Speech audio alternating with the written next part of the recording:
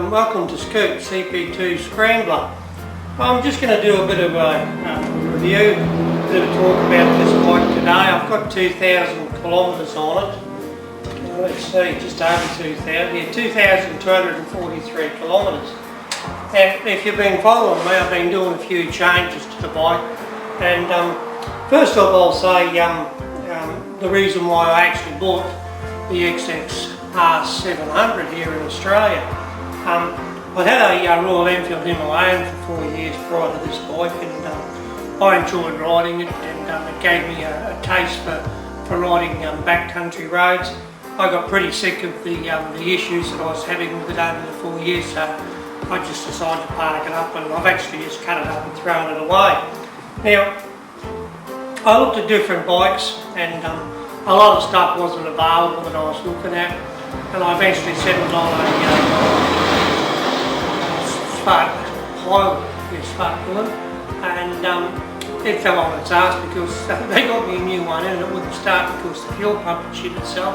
So I'd been looking at one of these, and I knew that the bloke that we all know as Coco had one, and then I investigated a little bit further, and I was looking at what Matt Fallon was doing with his, and I said to myself, well, you know, that's exactly what I want to do, is, and it's what I was doing with my previous bike, is I just ride backcountry roads, and I only ride dirt roads as such, you know, like they form dirt roads, and nothing that you couldn't take a normal everyday family car down. Now, I won't ride down rutted four-wheel drive tracks. I don't ride in any of the state forest tracks or anything like that, so all I need is a bike to do what I love doing, and it's riding backcountry roads, whether they're bitumen, whether they're dirt, or wherever they are, you know. Now, some of those roads can get reasonably rough.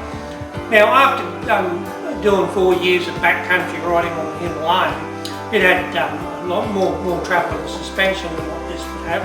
But I settled on this because of what I'd seen other people doing. And it's since having it only this short amount of time and doing what I've done, it's proved that, especially on the last ride I had with Coco, we rode quite a few dirt roads, nothing overly rough, but it proved to me that this thing handles quite well on the dirt roads. And so I'm doing a bit of a review today, and of course I've had to change things on this to suit the dirt road riding part of it. And the biggest changes I've made is the suspension. I knew from the get-go, as soon as I rode this on the first ride and started riding on just normal backcountry bitumen roads, that the suspension was just way out of whack. The rebound was just too severe on it. It didn't, you know, it was just all wrong. And I figured that if you took it on to a dirt road the way it was with the back, with the rebound the way it was, it'd just shake itself crazy, you know. And especially in the corners where the corrugations are, it'd just bounce itself sideways. It just wouldn't get any traction. So I knew that was a given as soon as I rode this bike, that I would have to change the suspension. So I've now put a YSS shock in the back. I put the YSS fork kit in the front. I didn't go for the cartridge inserts. I didn't want anything complicated. Just simple, easy to adjust suspension. And look, I've since ridden it on these dirt roads on the last ride. It works absolutely superb. And even on the bitumen roads, it is absolutely great on the bitumen roads. Now, the other major thing that I've done to make it suitable for the dirt roads is I've changed over to the Pirelli STR Scorpion Rally tyres. I went for a 170/60 on the back, and I had to go for a 120/70 on the front because of the width of the rib on the front.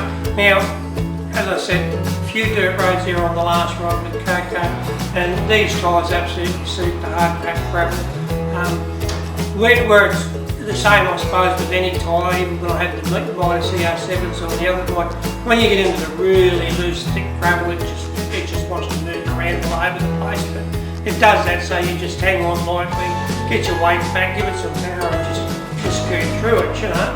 Now, the other thing that I did to make it more suitable for the dirt roads was to actually put a motor small plate up, because I was waiting for the IBIS plate to come in, and they could be dead if I put the the little plate on the sump, and then the Ibis one comes in. You know, the Ibis one is on there, and it works brilliantly. As you're riding along on the dirt gravel roads, you can hear it. It's like playing jingle bells, like playing music underneath. All the stones are coming up, so that's telling me it's great that I've put it on there because it's doing its job. And the other thing I did was to give myself a little bit of protection, was put these RD Moto crash guards on. And I haven't tested them yet. I don't want to test them by falling down because it hurts when you fall down. But the other things that I've done, as you realise, is this particular little fairing thing that I made, and that was mainly put on there so that I could put a holder on from my phone and have my phone set up here. I've done a previous video on that, and I like it. Some people don't, obviously, you know, but it's like everything in life, you know. It's like asking people what's the best oil to use in your bike, or what the best tyres to use, or what the best suspension is to use. Everyone's different. Everyone has their own views. The other thing is, you know, if you've been following me, I modified this rack that came off the previous bike, and it serves its purpose.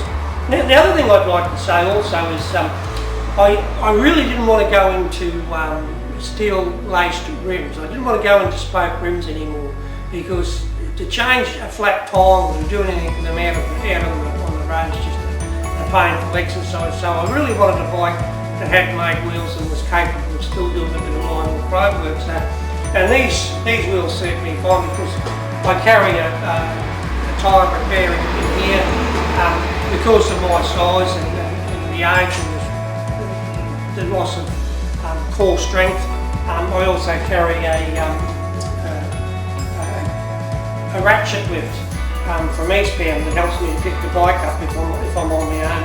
And this little one here, it carries me emergency first aid, snake bite kit, that sort of thing.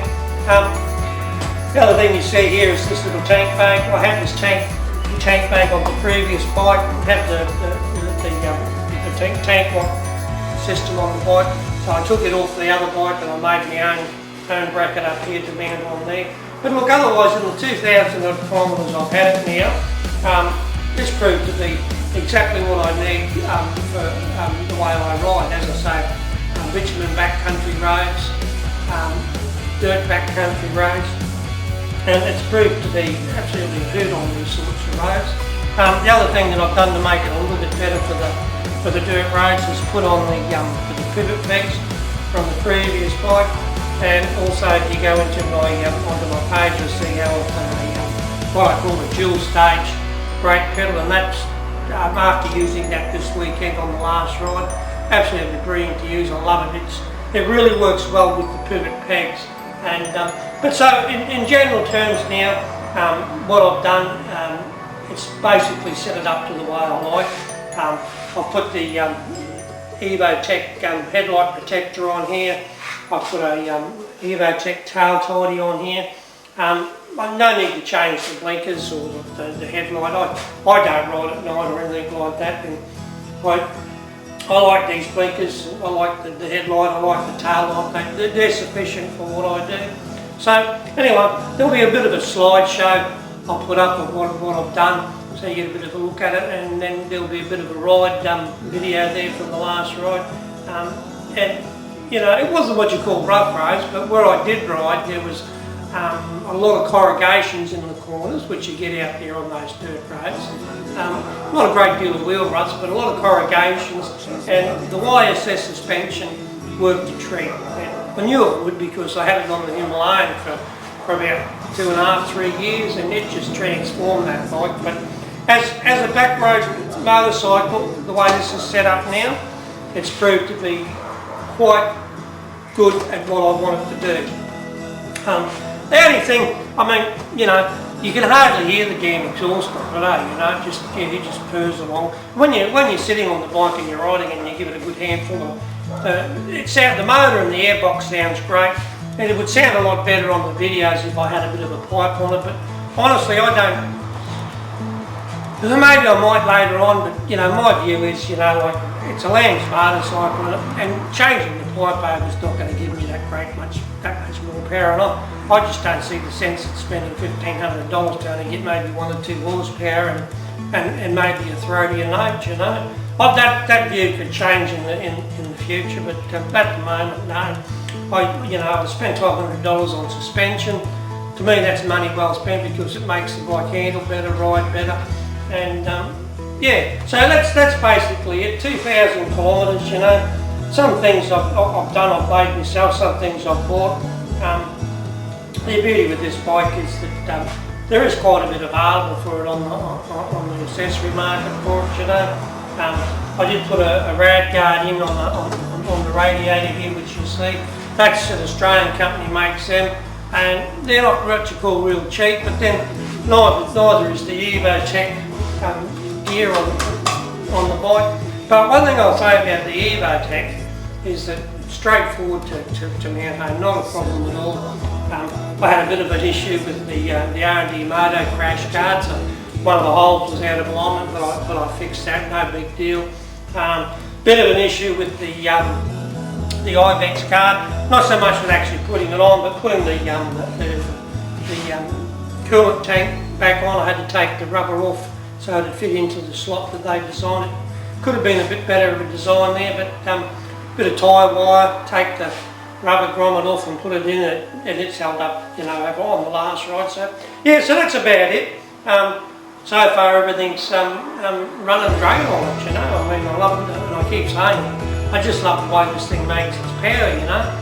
The only thing that I would say that would give me a problem, and it's not a big issue, it's just that when you do get on a dirt road or you get into anything technical and you get down to the low revs and you go to re-accelerate, it's you know, it's a bit of a lurch or whatever you want to call it, a bit of a hiccup, and I believe that's easily fixed. But otherwise, everything's going well, and yeah, so I'm not sorry I bought it. I thank Coco and Matt Ballon for their input into my decision making, because it was their videos and their conversations in the group that sort of swung me towards this.